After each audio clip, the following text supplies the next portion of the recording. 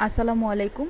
I'm Afroza Sultana. This is my third lecture on cryptography. Today I'm gonna discuss about hash function and various types of attacks in a crypto system. Basically, hash function is a mathematical function which is used to convert a numerical value or inputted value into another format of numerical value.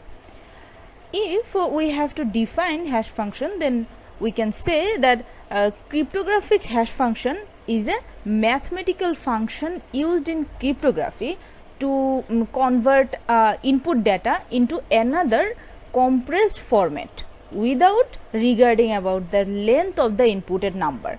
But always keep in mind that the output will always be in fixed length.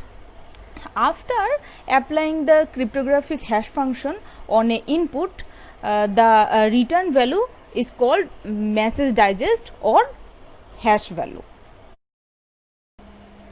Let's see a block diagram of hash function.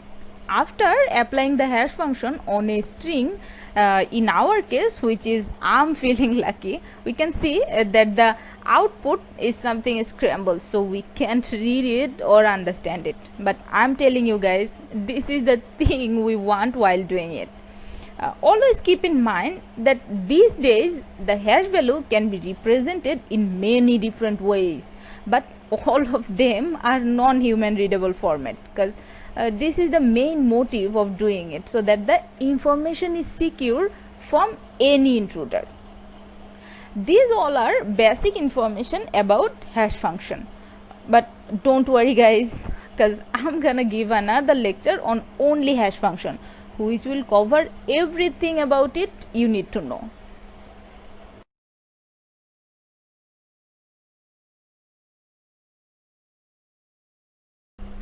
Now let's dig into our second topic, which is threats and attacks on a system or on a crypto system.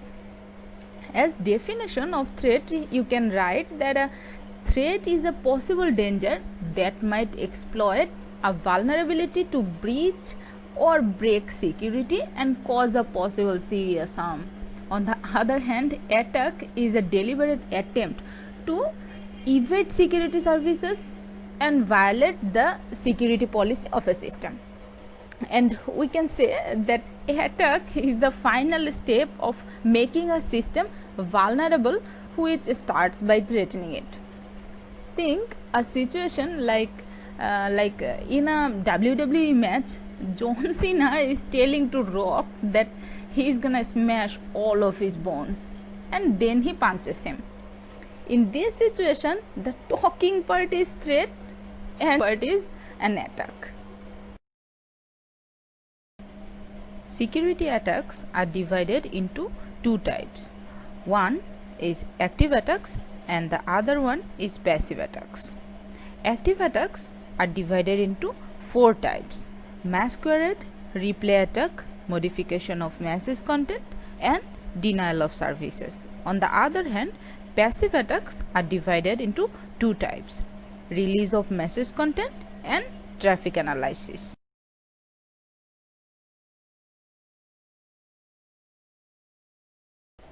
An active attack is kinda like a network exploitation, in which a hacker attempts to make changes to data on the target or data en route to the target. In this type of attack, information is modified, so victim sometimes gets informed, and as the data gets modified, so I think you guys can easily guess that this type of attack is very dangerous for data integrity as well as data availability.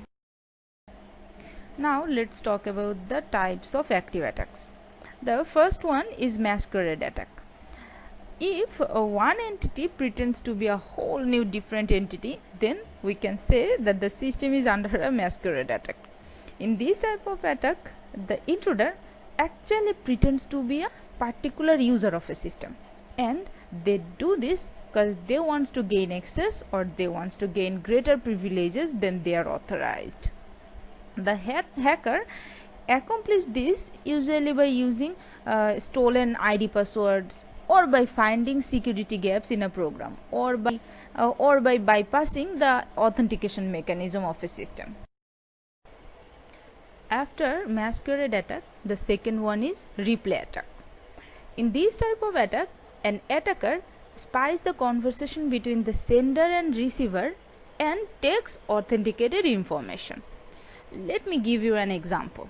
Suppose in a conversation between Jamal and Rafiq, Jamal is sharing his key identity to Rafiq to prove that Jamal is his long lost childhood friend.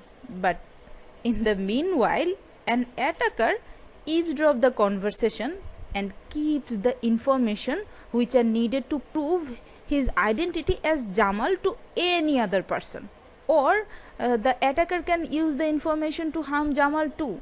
So you can say that this type of attack can harm a person directly or indirectly.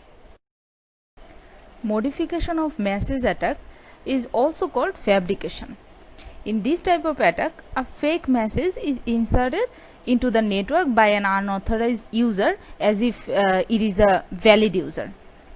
This results in the loss of confidentiality, authenticity and integrity of the message. DOS attack is one of the oldest form of cyber extortion. Denial of service means a system denies its services to a legitimate user.